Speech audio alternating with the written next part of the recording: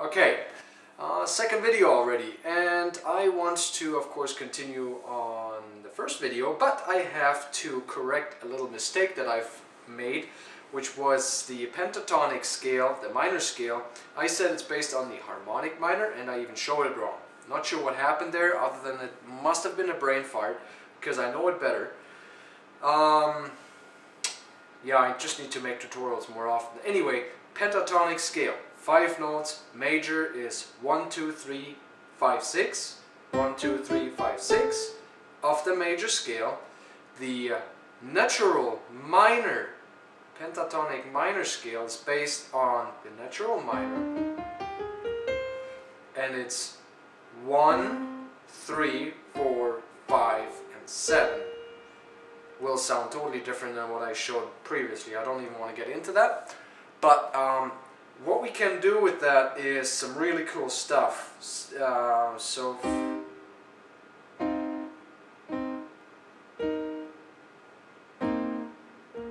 Yeah, let's just do something silly here.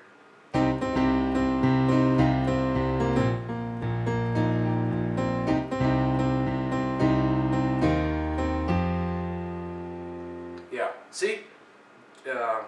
That's just the C minor pentatonic, okay? I didn't even throw any other chord in here yet, but very powerful stuff, so that's why I like to have this correct. If you want to get into jazz and blues, this is really useful. Highly suggest, you know, later on when you understand chords and scales better, to get into that, because it's just awesome. But let's continue on with the scales. In the first video, we learned the major scale, how to build it, and the relation to the natural minor, C major and A minor. We want to learn about the harmonic, melodic, and diminished scales. The harmonic is rather simple. Think of it multiple ways. For now, we'll just think of the natural minor, and then we simply raise the 7th up again. From the natural minor, raise that up, and we have the harmonic. So the harmonic is basically a major scale where the 3rd is lowered and the 6th is lowered. That's it. That's major, and it has this kind of crooked sound to it, but it sounds really cool actually. So that's the harmonic, and I don't even want to get into the whole tone half tone thing, because basically you at the end, the last 3 keys, you have semitone, 3 semitone, semitone, and it's just confusing. So just stick to the natural minor and raise the 7th, or stick to the major and lower the 3rd and 6th. Harmonic. The melodic is kind of interesting, and it was, as far as I know, Mozart, that he kind of liked it, but nobody really finds it interesting because it's too awkward to play, and with my little knowledge I have to agree. The melodic is basically made of 2 different scales. The first one is a major scale where the 3rd's been lowered. Oops, don't do that. Because we play up, called ascending, with the 3rd lowered, and down we play a natural minor. Okay, up, down. That's the melodic minor, and I will not get into the details of that because we will not use it, just so you know. The diminished is kind of interesting. I want to use that in future, and I hope I will, because I think it's rather important, but it's a crooked sounding scale. I'm not too familiar with it yet. What it comes down to, and here's an easy way of learning it, we want to think of this now as the root or tonic, not whole tone anymore, because if we do this, if we call this tonic or root, we can then say whole, half, whole, half, whole, half, whole, half. You know, always alternating whole and half. And then we can build any diminished scale based on our tonic and root. Otherwise it would be whole, whole, half, whole, half, whole, half, whole. But yeah, that's what that is. So basically we lowered, out of the major scale, we lowered the third, we lowered the fifth, we lowered the sixth, and we also added another note, another tone here. So we not only lower the sixth, but we also play the sixth in its natural form. Okay, so instead of just playing 8 notes, we basically play 9, including the tonic. Fancy little thing, I guess. So to summarize it up, we learned the major chord scale, major scale, natural minor, harmonic minor, oops, and yeah, no, that's right. Sorry. The melodic. Oops, what was that? The key didn't play. Interesting. Key didn't play. I hope it's not getting sick of me.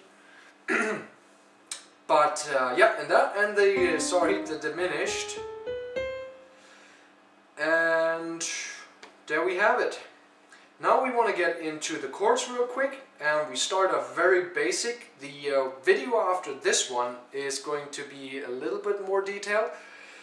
I just want to give you guys the opportunity to put your scales into work, and the way we want to do it is any scale that you like to play out of.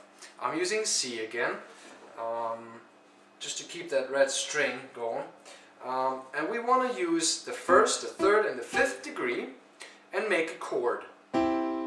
Chord is nothing more but 2 or more keys played together. And then we want to quickly learn about inversion. So what that means is we use one of those keys within the chord and just place it somewhere else. For example, this C will just move up here. And we have another chord. Well, it's the same chord, but it's inverted. But we have a different fingering. Or we use this E, and we can, if we can reach it, move it up here. Or we just take it and move it down here.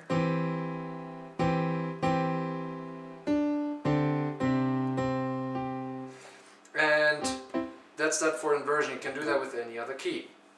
We'll swiftly get into the seventh. Of course, the more keys we add, the more opportunities and options we have. And basically what we want to get into is how do we find our seventh? And it's very simple. There's 2 ways. And no, there's more ways. We can count 7. This is the 7th key, 7th degree. And we add it anywhere on the keyboard, for example down here.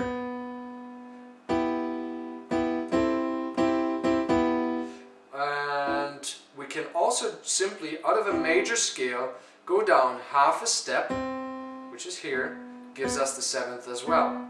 For the minor scale, we go down a whole step. That gives us the 7th again. Okay, because for the natural minor, see this one here? Whole step. Back to the tonic. Major scale, half step down, gets us, that truck's going by the 3rd time now, gets us the 7th. Minor, a whole step, gets us the 7th. Now that we have that, we can pretty much make us a little song. What we'll do is we'll just use one single key that we add with the left hand, and then we can get into that.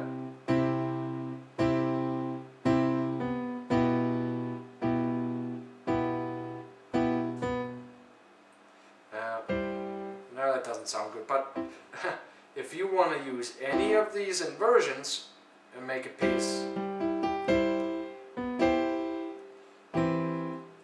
just try. You know, just like I did previously with the pentatonic, I just use the keys that I know are part of the scale, and then you just change them. Very easy. If you use the relative minor of a major scale, you already get another chord that you know will work. So in C major and A minor,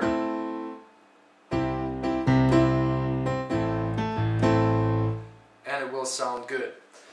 And we will pretty much cut it off there, because the third video will cover this more detailed.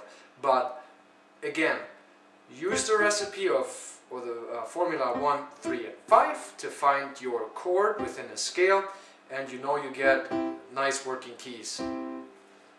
Maybe one little addition, what we can do is we can add the ninth.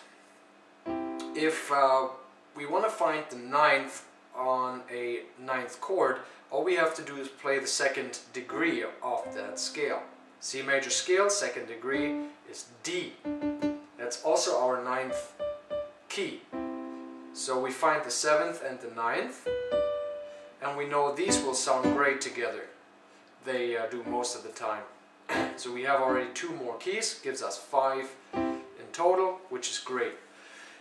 And then we can also do suspended keys, which magically so happens to be the ninth.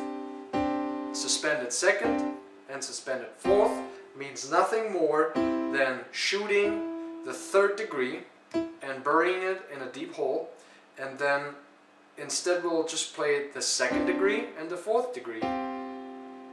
And then we could make a little song out of that. Okay.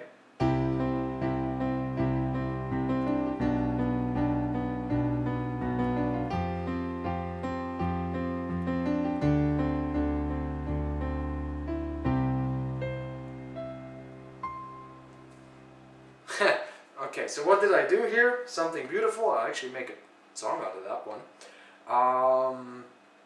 I took the major scale. I took the 7th and 9th with the dominant, the 5th degree. Then I played a suspended 4th and suspended 2nd.